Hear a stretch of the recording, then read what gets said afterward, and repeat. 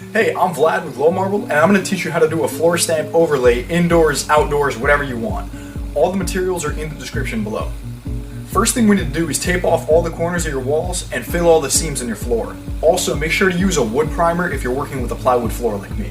If you're working with existing concrete, which is recommended, all you have to do is wash the floor off with the concrete acid cleaner and make sure that the floor is completely level with no bumps or pits.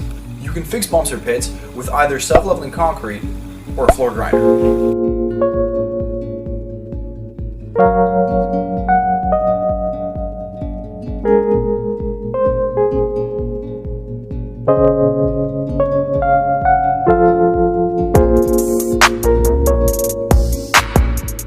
Because I'm using plywood, I'm going to add a thin layer of shear stamp to make our overlay properly bond to the floor.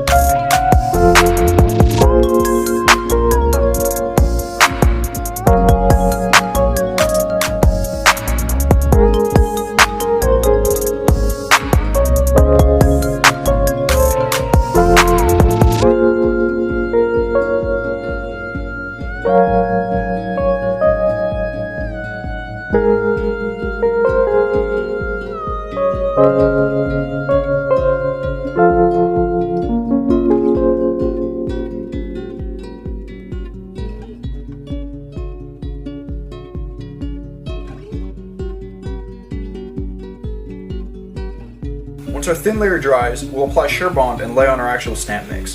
The shear bond ensures a proper bond of both coats, and keep in mind that you do this to your regular concrete floor if you're working without plywood.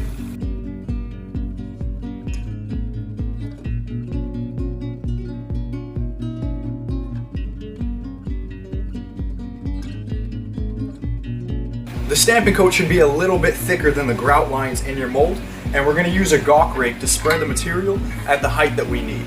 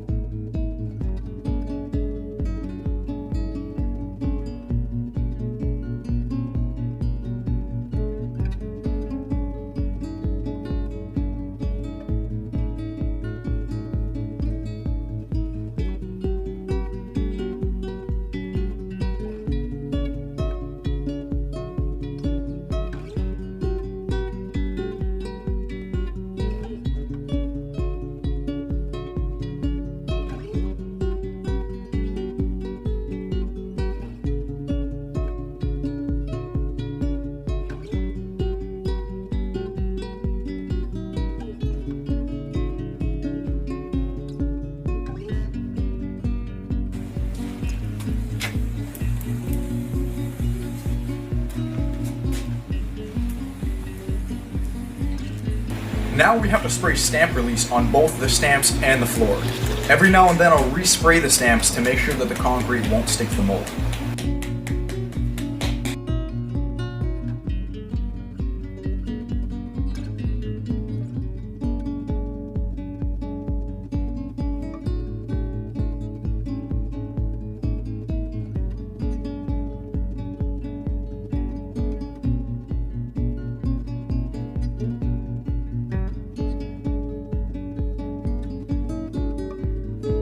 Now we can start stamping our floor by putting the molds together like a puzzle.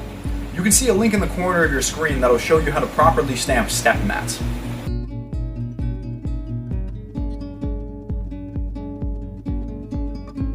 Make sure that you have enough stamps to cover a full row till the end of the room and 2 extra stamps.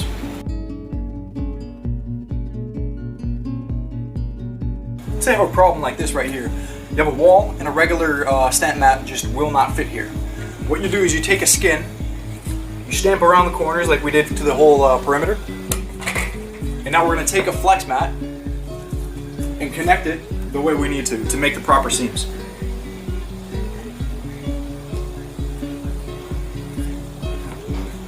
And try to bend it as well as you can into this corner.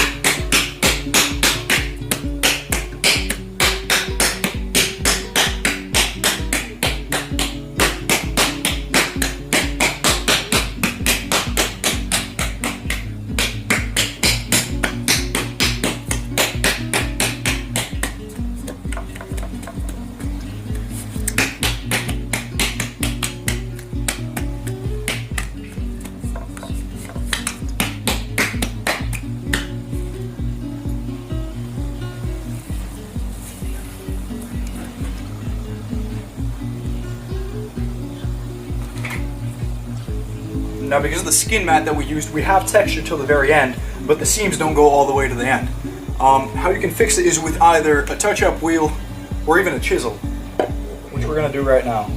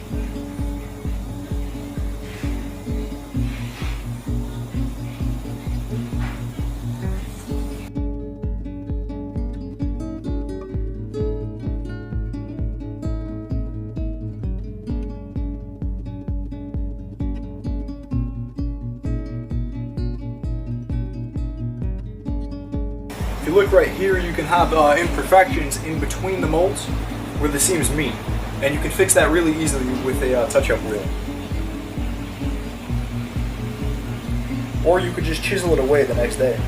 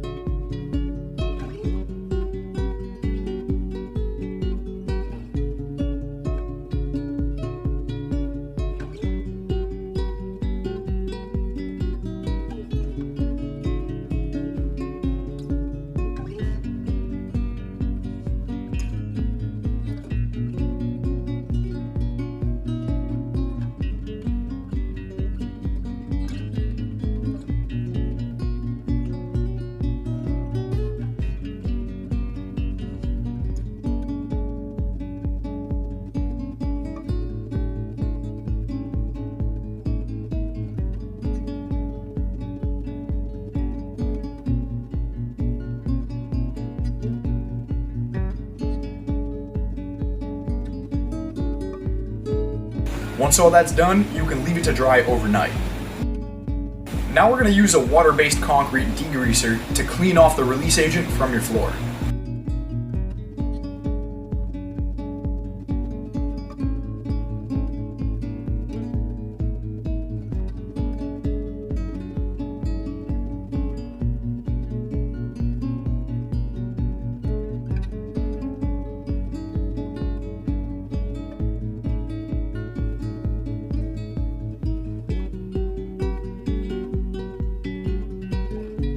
I want to add a secondary color for antiquing, so I'll fill up a sprayer with water-based stain and spray it in a circular motion.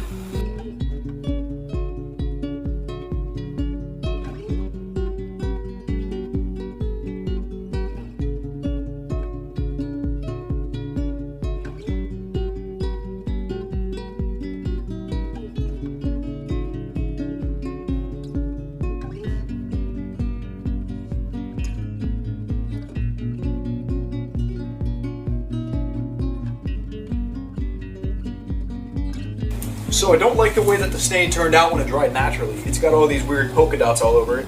So I'm going to take a sponge, not completely soaking, but not just a little bit damp also, somewhere in between. Don't make it drip.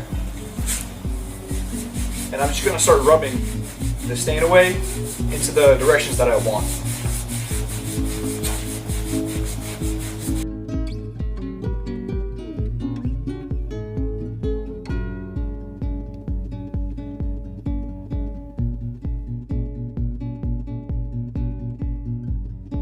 Once the stain dries, you can apply it with a sealer with an epoxy glide roller. These rollers are made specifically for sticky things like sealers, epoxies, and glues. You can roll it over some blue painter's tape to remove any loose fibers.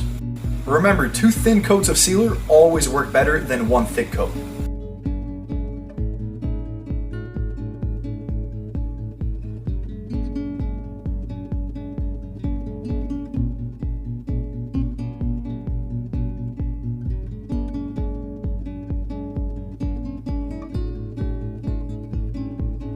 So I love the way that this turned out, but I want to know what colors you would have used. Be sure to comment down below and like and subscribe.